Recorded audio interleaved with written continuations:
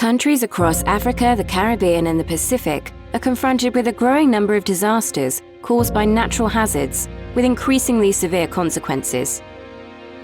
Because of factors such as accelerating urbanization, environmental degradation, and the impacts of climate change, more people are living in areas at risk from tropical cyclones and hurricanes, flooding, earthquakes, droughts, and other natural hazards than ever before. Vulnerable communities can be suddenly uprooted by disasters, resulting in significant loss of life, destruction of critical infrastructures such as schools, hospitals, and transportation networks that are damaged or destroyed, and the reversal of years of economic development. Given the high degree of vulnerability to natural hazards across countries or member states of the Organization for African, Caribbean and Pacific States, OACPS, the European Union and the OACPS teamed up since 2011 with the World Bank Group and its Global Facility for Disaster Reduction and Recovery, GFDRR, to launch the ACP-EU Natural Disaster Risk Reduction Program.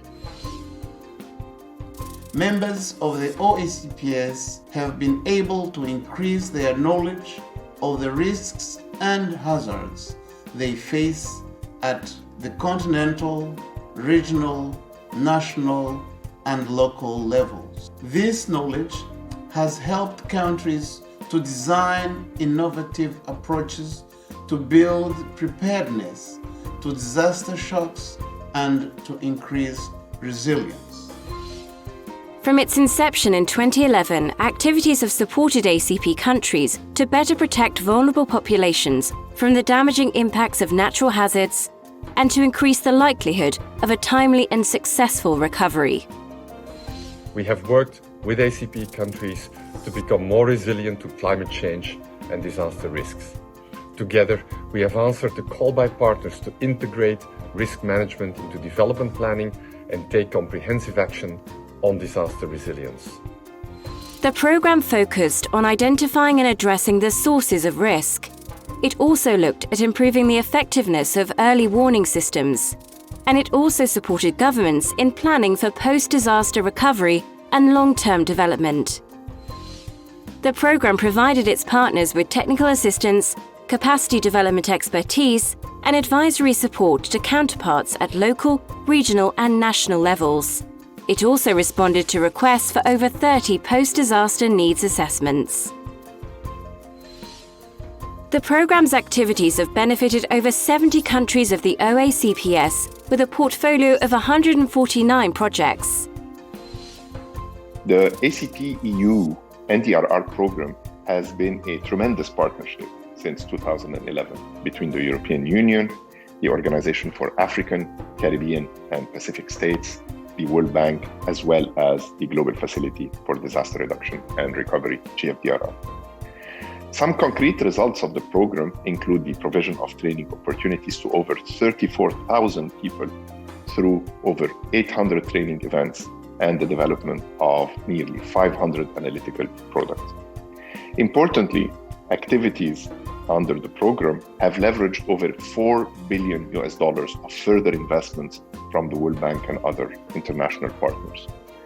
So this partnership has indisputably helped advance the disaster risk management agenda in the African, Caribbean, and Pacific countries. It's therefore key to build on these achievements and continue investing in resilience in these regions.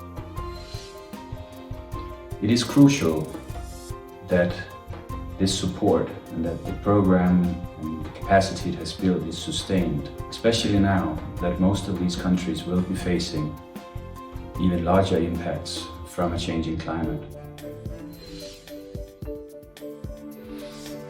With 76 projects across the African continent, the program strengthened regional cooperation on disaster risk reduction and empowered national government institutions to design and adopt effective disaster risk management plans. GFDRR, il faut beaucoup d'activités dans ce domaine de formation, de sensibilisation et aussi de l'implication de la femme, surtout de la jeune fille et de la jeunesse dans la prévention de ces genres de risques. The program has supported much of the early work at country level on policy dialogue related to disaster risk reduction and disaster risk financing, implementing activities such as risk identification and assessment, emergency preparedness exercises, capacity building workshops, and advocacy for policy and legislative reforms. As an example, in 2017, a devastating mudslide swept through the capital city of Sierra Leone, Freetown. The program helped the government carry out a rapid assessment of disaster losses and plan a framework for recovery. This assessment process enabled the government of Sierra Leone to determine the causes of the landslide. This included unregulated construction practices combined with rapid urbanization, deforestation, as well as some of the institutional obstacles which prevented a more effective response. With the program's assistance, the government inaugurated its new National Disaster Management Agency in 2020 to prepare for future disaster. The program's activities in Africa have resulted in a clear paradigm shift in the manner governments approach disaster risk, focusing on response and towards a preventative approach that reduces exposure to natural hazards. In the Caribbean, 42 projects were implemented across the region, which have addressed the growing number of severe tropical storms, seismic and geological activity, and the impacts of climate change. The program has helped to reinforce the foundations of disaster risk management in the region. It has focused on specific sectors such as transport or urban infrastructure. It has also inspired key institutional reforms in the Caribbean to reduce the devastating economic disruption from disasters. We have to ensure that as a country, we're able to have the resources that are necessary before the disaster, so that in the event of the disaster, these resources can be available to be able to respond to the disaster. In Dominica, Grenada, St. Kitts and Nevis, St. Lucia and St. Vincent and the Grenadines, activities implemented with the Caribbean Disaster Emergency Management Agency have helped improve regional coordination and launch successful institutional reforms to improve emergency preparedness and response. This has helped these countries to prepare for increasingly frequent and destructive natural hazards. These assessments are informing policy reforms and investment solutions to address critical gaps and determine the most effective organizational structure and how to fund these changes. For example, a strategic roadmap and corresponding investment plan have been designed to provide guidance on addressing the gaps in human and financial resources.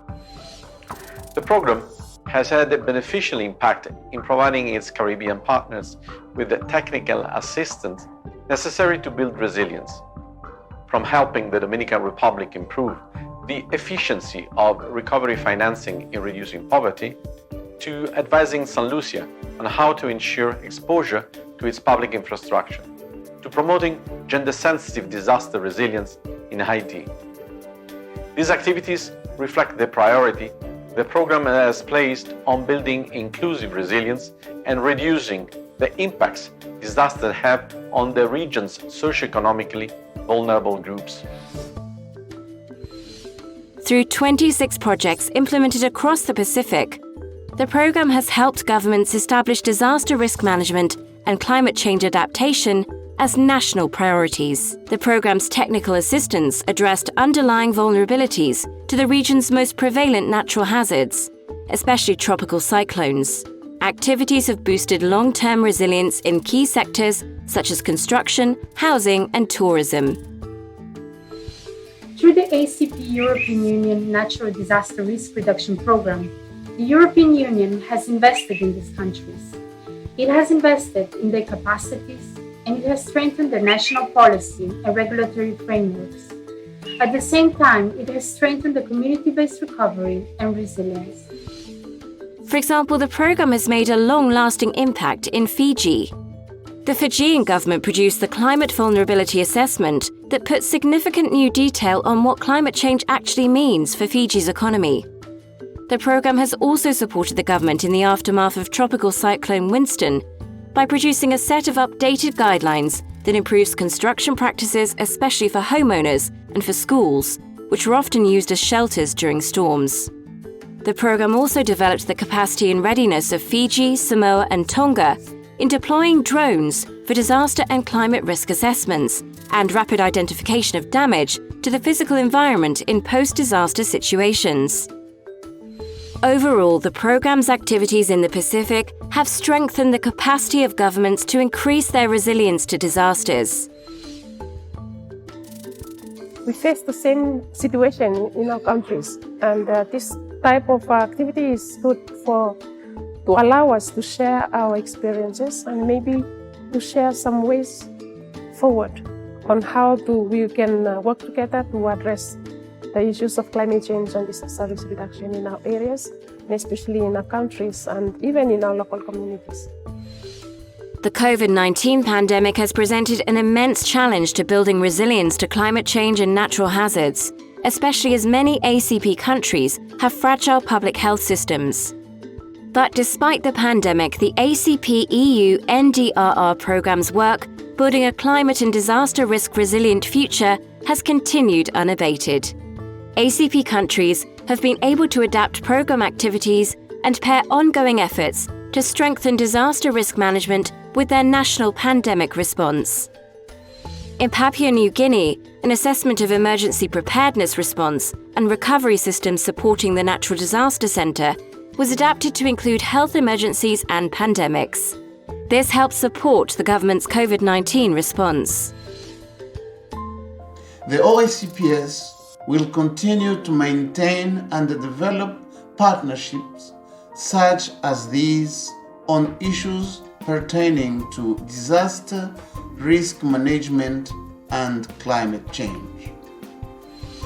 Overall, the ACP-EU NDRR Program has been a driving force in helping African, Caribbean, and Pacific countries strengthen their resilience to climate change and natural hazards.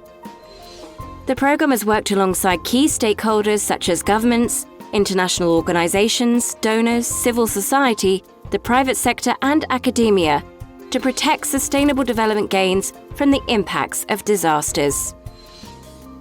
The 79 ACP countries remain amongst the most hazard-prone and vulnerable countries in the world. Disaster risks evolve and priorities shift. We know that investment in disaster risk reduction pays off. €1 invested in it saves at least €4 in humanitarian aid. So, as the world's leading donor for development aid and climate finance, the EU will continue to put resilience to disaster and climate risks front and center of our external action agenda.